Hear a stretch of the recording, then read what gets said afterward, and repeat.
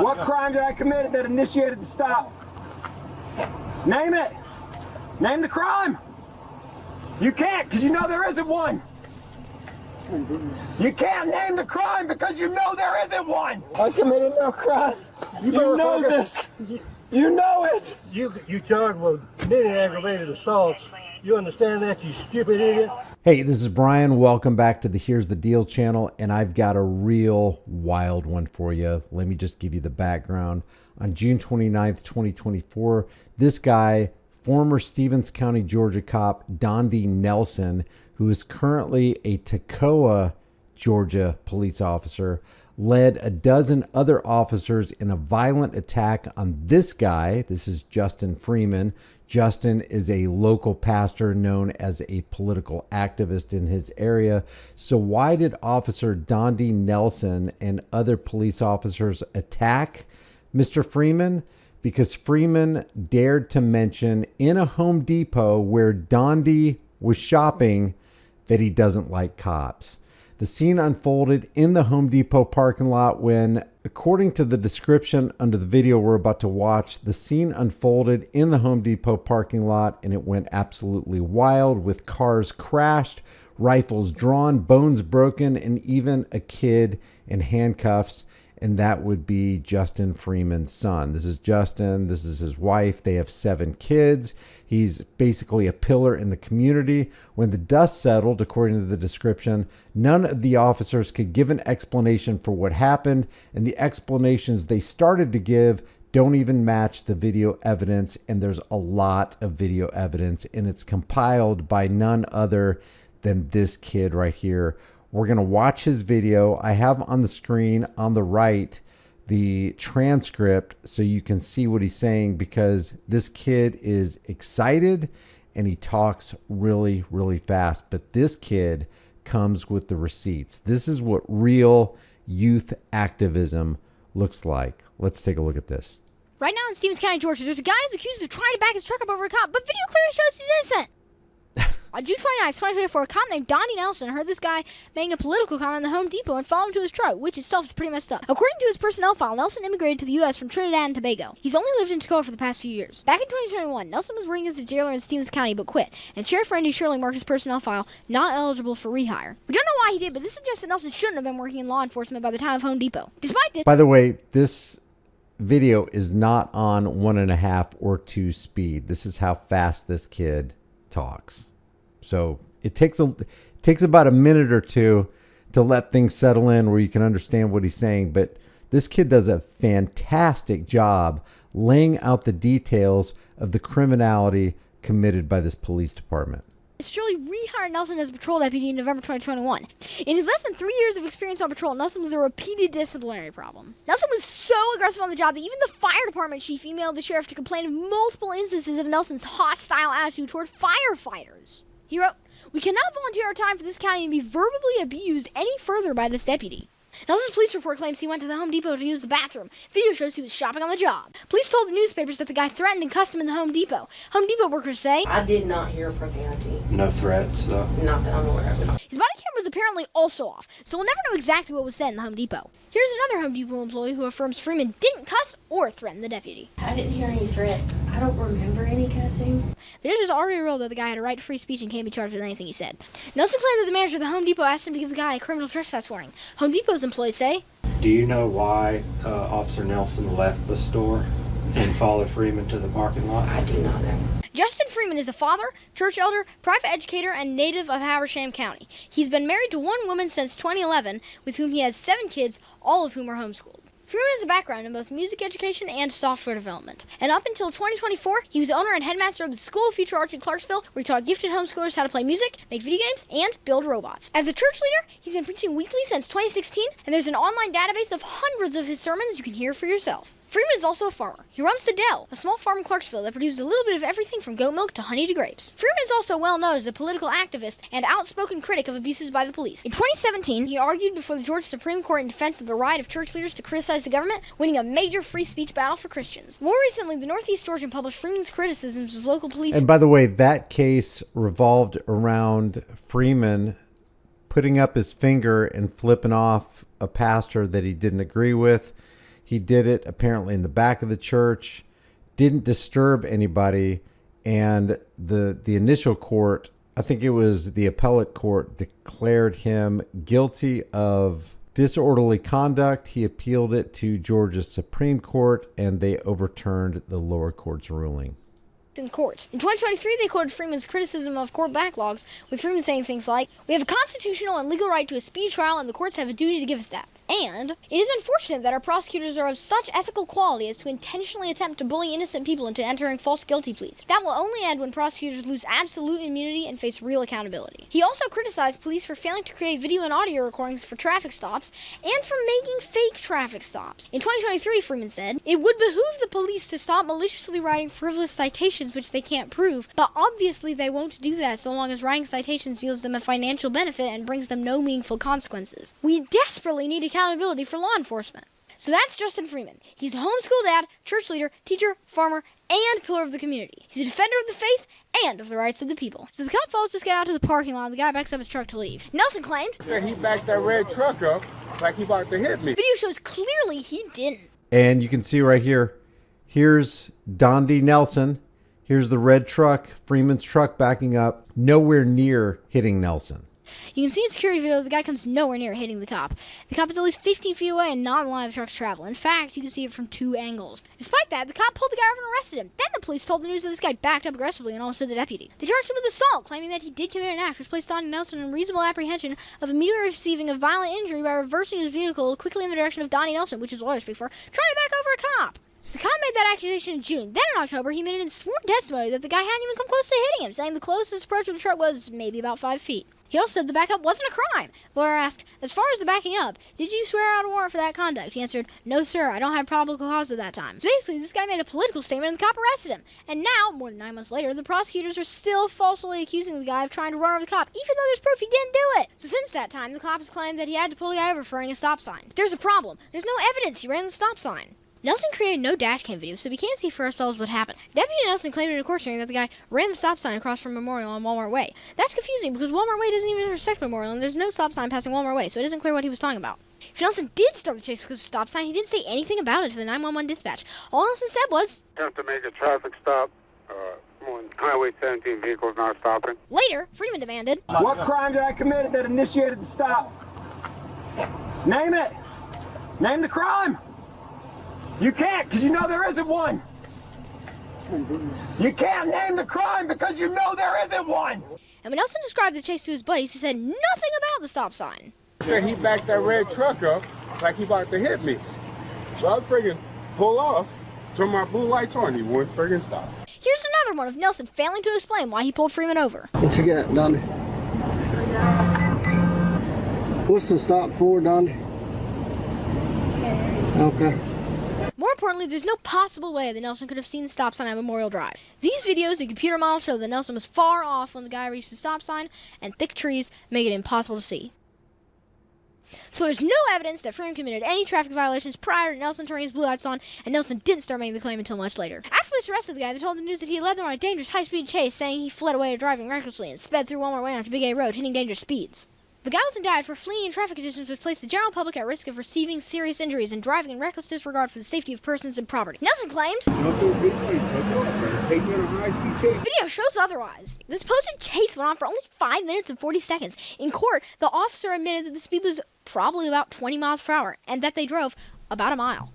Investigators claim that the cop's dash cam was inoperable, so there's no police video, but the guy's son took a cell phone video that shows him driving super slowly and even stopping for a red light. Nelson also had to be warned repeatedly about turning off his dash and body cameras. Records show that Nelson would claim his cameras weren't working, would be issued new cameras, and then still wouldn't use them. Remember how Nelson's dash cams were supposedly inoperable at the time of the Home Depot chase? The high-speed chase to Walmart story doesn't even make sense because Tahlequah's Walmart is right next to the highway. Why pass the highway to go to a parking lot?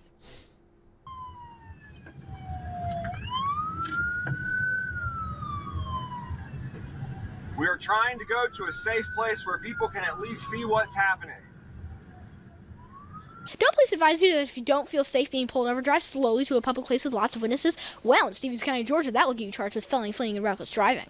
Police told the newspaper that the officer stopped his vehicle as the Tahlequah police continued the pursuit and that the guy swerved his truck in the direction of the deputy, striking the deputy's cruiser head on. In a court hearing, the deputy claimed, "I stopped. He took his vehicle and he ran his vehicle straight into my driver's side door, pinned me in the vehicle." The indictment claims the guy did knowingly make an assault by driving his Chevrolet Colorado directly into the patrol vehicle, using his truck as a deadly weapon. But evidence shows otherwise. Seconds before the crash, an officer radioed, I'm right here, my box, I'm in.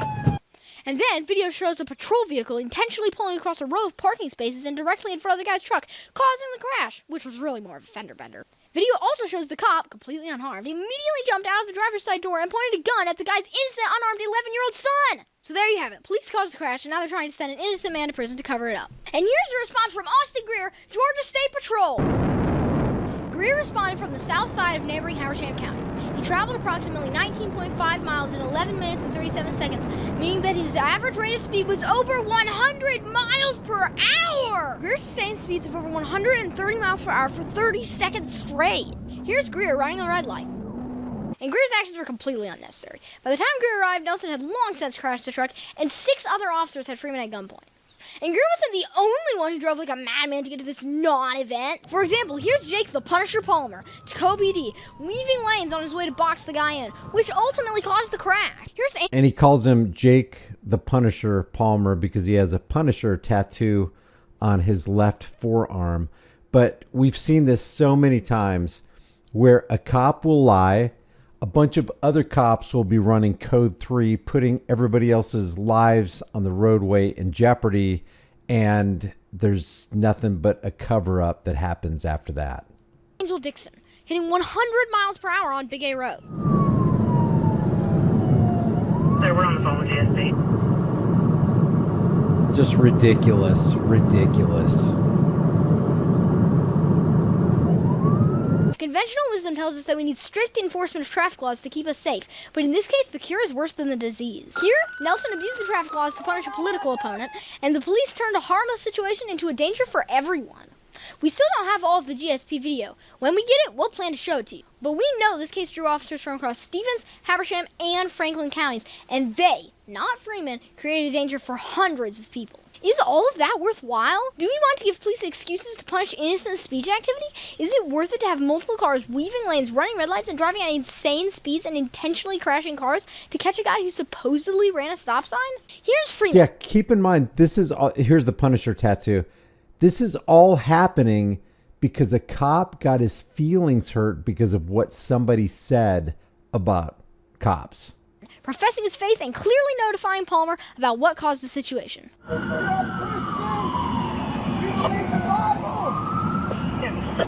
Nah, take good distance with a long rifle. We don't believe in trying to stop people and attack them for no reason. Only because they're anti-police being. That's what this is about. Freeman also warned Palmer that he was not obligated to comply with an unlawful arrest.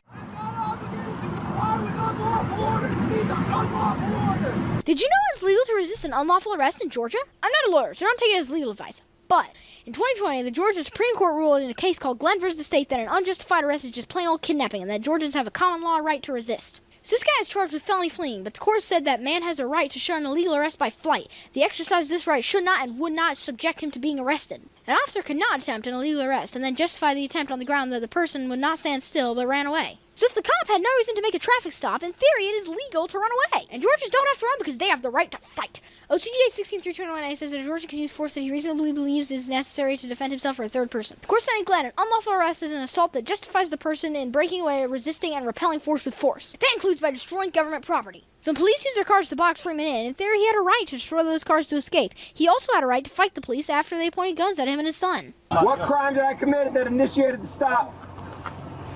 Name it. Name the crime. You can't, because you know there isn't one. And what's another thing we see right here that we see all the time? Not one good cop arriving at the scene asking the question, okay, why do we have this guy detained? Why is he on the ground? Why is he in cuffs? Why did you point your guns at him? Why did you point your guns at his son? I think 10 or 11-year-old son. What's going on here? Oh, he said he didn't like cops. But, you know, there's no review by the police department of the body cam footage. And if they did review it, they chose not to see the lies and the corruption and the crimes committed by the law enforcement officers. You can't name the crime because you know there isn't one. Under Georgia law, that means it's time to fight. Okay, we're gonna listen to the 911 call from the guy in the Home Depot parking lot. It speaks for itself. There are at least 6 officers pointing guns at me right now. Okay. I was at Home Depot. I made a statement that was in opposition to the police. I walked out to my car. I got into my car and tried to leave. A police officer who was in the Home Depot, he is a black male. He has a bald head. He has his glasses on top of his head. He is pointing a gun at my face right now. Came out and got my license plate number while I was pulling out and leaving. He then started to follow my vehicle, and he initiated stop. Sir. And everything that Freeman says, that Justin Freeman says here, is corroborated by video evidence. Nothing of what Dondi Nelson says is corroborated. As a matter of fact, the video evidence proves that Dondi Nelson is lying. I would like to advise you to comply with the officers, okay? The officers, listen to me, the officers made an unlawful stop. I am not obligated to respond to unlawful orders. This is clearly an intentional attack on me and my child because we expressed anti-police sentiment. And you can now see exactly why we are.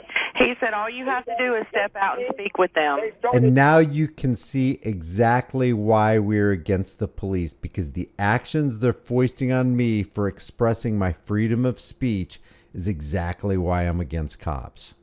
Chasing me around Tahlequah. I was driving slowly, looking for a place that I could pull over safely, where there could be witnesses to the attack on my liberty taking place. Sir. Pulled into the Home Depot parking lot. Justin. The officers crashed into my truck.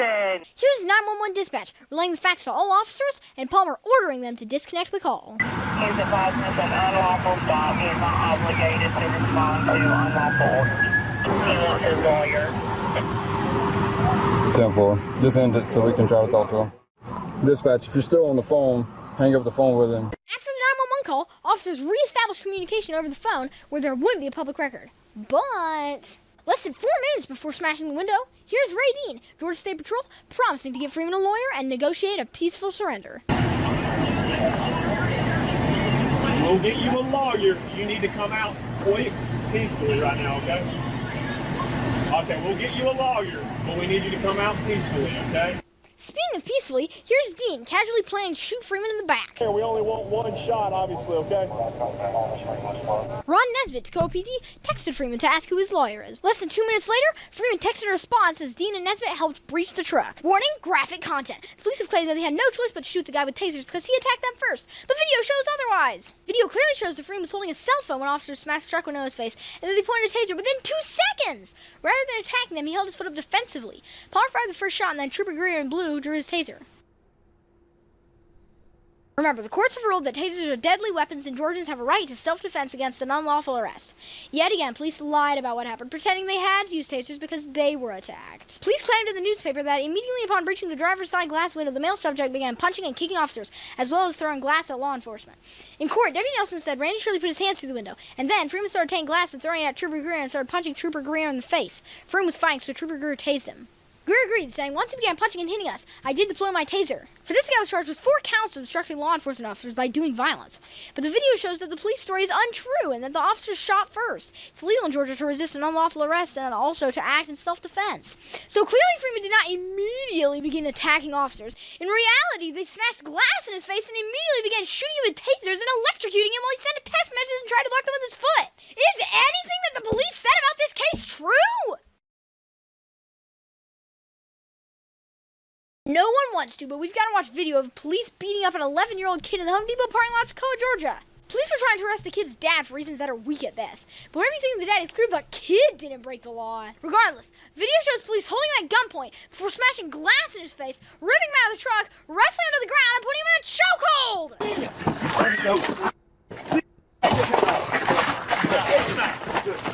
In court, Officer Greer claimed they had to do this because he was still fighting us, kicking and spitting and trying to bite us. No, Greer, he wasn't. Cops just snatched him out and took him straight to the ground. After this, video shows him calmly standing with officers while they dragged his dad away. Here's Jake Palmer, Tahlequah PD, savagely beating and tasing this guy for making a political comment.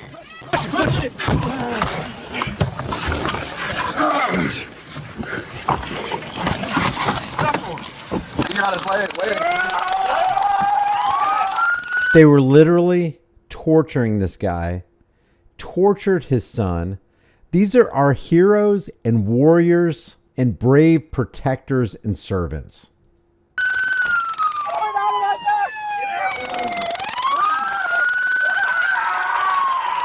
See that one cop remove his shirt so that the taser could have direct contact with the skin?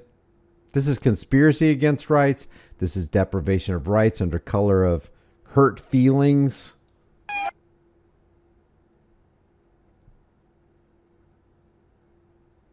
Okay, this is why no one with a Punisher tattoo should be bringing law enforcement. Here's another angle. Take a look at Georgia State Patrol Trooper Matthew Vandiver in blue on the left, just raining blows on this guy who didn't commit any crime. Here's Brandy Robinson, laughing while Freeman was beaten and tased. These are all psychopaths. They've got serious mental issues. After this, the trooper puts the guy in a punishing chokehold for 49 seconds. That's more than half the length of this entire video. Then, once the guy's restrained, we've got video of the sheriff in his boots literally jumping up and down on this guy's leg. And look at the injuries. He's got blood all over his face and the worst bruise on his back I've ever seen. He had a broken rib and doctors had to surgically remove a chunk of glass from his elbow. Believe it or not, in sworn testimony, when Deputy Nelson was asked if the guy had suffered any injuries, he said the guy was injured from the airbag. Yeah, right! Here's this. I committed no crime. You know this. You know it. You charged with committing aggravated assaults. You understand that, you stupid idiot? Wow. I understand nothing that you're saying. Okay. Your officer attempted to kidnap me. He had no reason to initiate a stop. Guys, this is such off the wall, off the charts criminal activity. Every single one of these cops, every one of them needs to be brought up on trial. They need to lose their jobs. They need to lose their pensions. It all needs to be liquidated. They need to be jailed for the rest of their lives. This is nothing more or less than criminal gang activity. Sheriff, You're helping him. Sheriff. Okay. This is crazy. And this. You people threatened to murder children today for no reason. You crashed my car for no reason.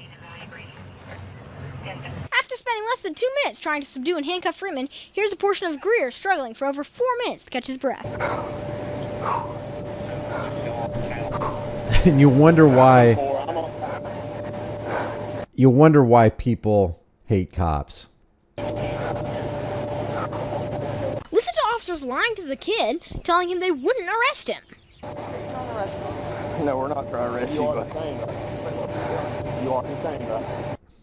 As thanks for his good behavior, Jacoby decided to put the innocent 11-year-old kid in handcuffs and take him to jail. And then, just to put some stink on it, they bashed his head on the police car on the way in. The kid faced no charges. Just like his dad, he had done nothing wrong. But the police decided to beat him up and take him to jail anyway. According to his mother, the police took him to the jail and questioned him without his parents or a lawyer, and then refused to release him unless she answered their questions. She says police only let go of the kid after she threatened to call a lawyer. Clearly, the kid didn't deserve this. Why aren't the officers responsible facing charges for battering and kidnapping this kid? Here's a video of Tim Kelly talking about how he threatened to arrest a bystander who took cell phone video. He's deleting this footage. Mm-hmm. Oh, who was? The old guy back there. Oh, What's up at 50, you know, that's $50,000 fine and 15 years in prison. He didn't want to do that, did he? No. And finally, here's Nelson, burdened by a guilty conscience, apologizing to Austin Greer. I apologize, Greg. No, you're fine. You're fine. Hey, he's the idiot. So he's the idiot, man. Police arrested a guy in the Home Depot parking lot because he said some things they didn't like, and they beat the snot out of him. The guy is charged with violently obstructing several officers, but the claims are highly suspect. First, remember that in Georgia it's legal to resist an unlawful arrest. It's also legal to fight in self-defense, and both are relevant in this case. But more importantly, video shows him not violently resisting. The worst injury any officer received was Jake Palmer, who bruised his own knuckles, savagely beating Freeman in the back. After the beating, he tacitly admitted to another officer he caused his own injuries. Did he break your knuckle? No, well, That guy in the clean blue shirt is Austin Greer. Clearly he isn't injured at all, but in court, another deputy swore that Greer was so badly injured that he had blood soaked through his shirt. He said in his testimony, "I remember he was bleeding because that light blue shirt had blood on it." Of note, Matthew Vandiver also didn't have blood on his shirt. What everyone did have was Freeman's blood all over their hands. And then there's this guy, Tim Kelly, who's on the opposite side of the truck such that no one ever laid a finger on him. But the truck guy is still charged with violently obstructing him. Yet again, basically every single claim the police have made about this case is completely untrue. They're trying to put an innocent man in prison because they beat him up. The question that everyone's asking is, why not just comply? First, remember that Georgians have a right to resist an unlawful arrest, so the guy had no duty to comply. But what was the cop planning to do if the guy had complied? The video shows that the cop was prepared to lie to get both this guy and his son in handcuffs, and also that he was eager to hurt both of them. The cop had his body cam and dashed him off, which suggests that he was planning to do something illegal and didn't want there to be a record. He's also on record lying to excuse doing violence to the guy, and the cop had a gun. It's reasonable to believe that if the guy had pulled over, this cop would have made false accusations to at least arrest both him and his son, and at worst, could have killed them and lied to cover it up. It's also very reasonable to think that the guy saved his life and his kid's life by trying to get to a place with witnesses and drawing other officers with cameras to the scene. Freeman's refusal to surrender after the crash may have also saved his life. If he had gotten out of the truck, police would have had a clean shot and might have taken it. Remember Daniel Shaver? Call towards me! The only reason we have critical evidence like the guy's 911 call and the newspaper accounts is because he stalled long enough to call them. But really the whole question is backward. Asking, why not just pull over, comply and get kidnapped? Is like asking, why not just let him rape you? Or why not just give him all your money? Or why not just let police break into your house? False arrest is a felony. No one is obligated to just quietly submit to a felony because it might make things easier. That would mean the end of the rule of law. A better question is, why didn't the cop just stop committing an unlawful arrest and leave these people alone? Home Depot cop Donnie Nelson was disciplined for keeping his cameras off. But is this the accountability we're looking for? 2 months after Home Depot, Nelson was given a written reprimand for yet more instances of not using his cameras. That same day, he signed a resignation letter on the sheriff's letterhead. Sounds to me like he was given the option to resign or be fired. At first, that seems like a big victory. A dishonest cop out of a job. But then, on February 6, 2025, only 4 months after his resignation, Tahlequah PD rehired Nelson as a city cop. Nelson falsely claimed on his job application that he had never been reprimanded for not performing his job properly and had never resigned for any disciplinary reason. I will be providing the Tahlequah Police Department Facebook page in the description below. Take a look at it after this video. I will also have the petition to at least fire Officer Donnie Nelson. We contacted Tahlequah PD to point out Nelson's disciplinary record and dishonesty on his job application, and he said, we do not discuss personnel issues or decisions. So apparently, the penalty for attacking innocent kids and pointing guns and being repeatedly disciplined for turning the cameras off to cover your tracks is that you trade a tan county uniform for a Navy City uniform and keep right on policing. Nelson isn't the only Home Depot officer who resigned in 2024. There were 13 officers at the Home Depot when an innocent man was held at gunpoint, beaten, and arrested. 13 officers ended up arriving on the scene. Most of those drove code 3 on the way to get there. 6 months, several of them had resigned. First, Nelson was disciplined and resigned. Thereafter, Nelson's direct supervisor, Tim Hill, resigned, and his supervisor, Kyler Jameson, resigned, and his supervisor, Sheriff Randy Shirley, also resigned. So did Tim Kelly, Tahlequah PD. That's 5 out of 13 resigned within 6 months. Tahlequah Police Chief Jimmy Mize suddenly resigned without explanation on Nelson's last day on the job. 1 day after Donnie Nelson's personnel file was released, Chan Caudell, the judge who had ordered Freeman held without bond, reinstated his bond, and then he resigned only a few weeks later. And are you sure you even want the people who are left? The personnel files suggest that they're not the heroes they're made out to be. Ron Nesbitt's file shows that he had to have his wages garnished to pay child support for kids by 3 different mothers. I don't know who compiled all the information for this video. If it was the kid who did it, this kid right here, Mr. Pipsqueak, fantastic job. The amount of research and effort and time that went into compiling all of this right here to show the massive cover-up involved in this one incident. If this is happening in this small town, can you imagine what's happening in your small town or other big departments across the nation?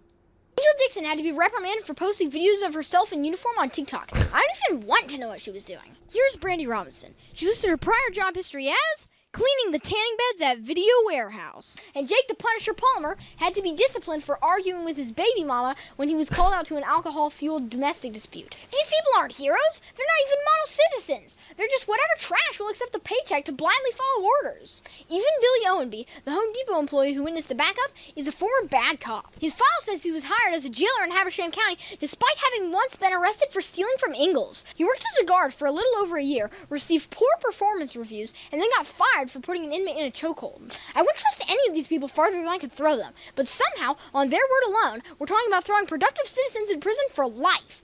Let's talk about the outrageous sentencing possibilities in the Home Depot case. Freeman already spent 6 months in jail before being released on bond. Freeman is 40 years old and has a life expectancy of 37 more years, so more than 37 is effectively life. The remaining charges are simple assault for backing out of a parking space carries up to 1 year and a $1,000 fine. Reckless driving for going 20 miles per hour carries up to 1 year and a $1,000 fine. Felony fleeing an officer for driving 1 mile to a parking lot carries from 1 to 10 years and a $5,000 to $10,000 fine. Aggravated assault on an officer with a deadly weapon because police intentionally boxed his truck in and caused a crash, suffering no injuries. It carries from 5 to 20 years and a minimum $2,000 fine. Felony obstruction of an officer by doing violence, 4 counts. Freeman was charged with this because police shot him with tasers, electrocuted him, and beat him nearly to death. Each count carries from 1 to 5 years and a fine of at least $300. Times 4, that's 4 to 20 years and $1,200. Grand total, Freeman facing at least $8,000 in fines and 12 to 52 years behind bars, meaning Freeman faces the possibility of life in prison. Police piled all those false accusations on Freeman within under 30 minutes. So that tells you what the life of a productive citizen in Stevens County is worth to his government. An eye for an eye, a tooth for a tooth, beatings for speech, and prison for truth. Here's the good news in the Tacoma, Georgia Home Depot case. But the charge that started it all was disorderly conduct. The grand jury indicted this guy for disorderly conduct on the claim that he said something rude about a cop. The guy denies that he said it, but more importantly, the court ruled that the accusation was protected speech. Now, it's true that it's not nice to say rude things about people, but speech is important and we have to protect it. We can't get to the truth unless we hear all opinions. A democracy can't survive if all sides aren't fully debated. And here's the thing about speech protections. You don't need them for polite speech. People like polite speech. The speech that people don't want to hear is the speech that needs protecting. The U.S. Supreme Court said that speech may indeed best serve its high purpose when it induces a condition of unrest, creates dissatisfaction with conditions as they are, or even stirs people to anger. And more than anything, if we want to have a good government, we need to be able to criticize the government to make it good. The Georgia Supreme Court ruled that the freedom of individuals verbally to oppose or challenge police action without thereby risking arrest is one of the principal characteristics by which we distinguish a free nation from a police state. So this guy's arrest looks really bad for Georgia. Thanks to the judge in Stevens County who protected Mr. Freeman's speech. Let's hope the prosecutors join with him and drop the other charges. The DA's office hears you, and they don't care what you think. For months, we've been telling you to call the DA's office and tell them to dismiss the charges against Justin Freeman in the Home Depot case. And you've answered in droves. On July 2nd, Assistant DA Suzanne Boykin, the unelected bureaucrat prosecuting Freeman's case, met with Freeman's lawyer Brock Johnson to discuss. I met with Johnson, and he said that Boykin has received your calls and emails, and that she has watched the news with Mr. Pipsqueak. A handful of protesters gathered outside while the lawyers met in hopes that Boykin would do the right thing. I think it's a blatant issue of police retaliation, as seen here. And I don't think if it goes to trial that anything will stand, so I think it would be foolishness to continue pursuing it. But in the end, they were disappointed. Boykin said she would not drop a single charge. Boykin still insists that this is an attempt to back a truck over a police officer, despite the fact that every person of sound mind could see otherwise. She knows just as well as you do that this charge is false, but she is intentionally bringing it anyway. Why? Because she knows that if Freeman didn't attempt to back his truck over Nelson, then there's no probable cause for the stop, and if there's no probable cause for the stop, then Freeman had a right to resist, and everything else falls apart. And then the county would have to pay for their own foolish decisions. Foolish decisions like keeping Nelson on the force, and attacking political opponents, and intentionally crashing police cars, and beating up innocent people. As always, government workers won't take responsibility for their actions. Instead, they're making the conscious decision to put a man whom they know to be innocent in prison for life. And that's dangerous. Founding Father John Adams famously said, "If innocence itself is brought to the bar and condemned, then the citizen will say, whether I do good or whether I do evil is immaterial. For innocence itself is no protection. And if such an idea as that were to take hold in the mind of the citizen, that would be the end of security whatsoever." With this decision, Suzanne Boykin has declared that in Stevens County, it is literally open season for police to hunt, capture, or even kill any political dissenters. That there will be absolutely no accountability for anyone in the government, that your innocence is no excuse, and that no amount of peaceful speech or appeals to reason will correct the problem. If you want more updates on the case or you want to help out, subscribe to this channel. Also join the Justin Freeman Resistant Facebook group. All right, so this channel is Mr. Pipsqueak, giving him a shout out. He's got, I became his 405th subscriber. He still has 405 subscribers. I say we go over to Mr. Pipsqueak's channel and at least get him over 1,000 subscribers today. And if you go to his videos, the last video that he published was this one right here. Let's all just go to this video right here, the very last video he published, and give him a thumbs up, subscribe to his channel, hit the bell notification icon, and leave comments under this video right here. I'll definitely be leaving a comment after I do this video right here. I'm also going to leave the link to the Tahlequah Police Department so you can let them know how you feel. I will also leave the link to the change.org. So far, there's 133 signatures to at least fire Dondi Wilson. But we need to support this kid right here. This kid is on fire. I don't know who compiled. I'd like to actually interview him, maybe on a live stream. I want to know who compiled this information, who did the FOIA request for not only the dash and body cams for the police officers, but also who did the interviews for the police officers and the employees at Home Depot, and who got the surveillance footage from Home Depot. So many questions about this story, but the bottom line is this guy right here was innocent and was messed with by this guy right here, who got his feelings hurt because he doesn't want to hear that people don't like cops. And the reason people don't like cops is for the very reason that Dondi Nelson displayed. Leave your thoughts about this for the world and the global thought police in the comment section below. Don't forget to subscribe to and comment on Mr. Pipsqueak's videos. And remember, the price of freedom is now and will always be eternal vigilance. And indifference to that notion is the means by which the people have and will secure their own oppression. Let's stop securing our own oppression, and let's start today. I will see you in the next video.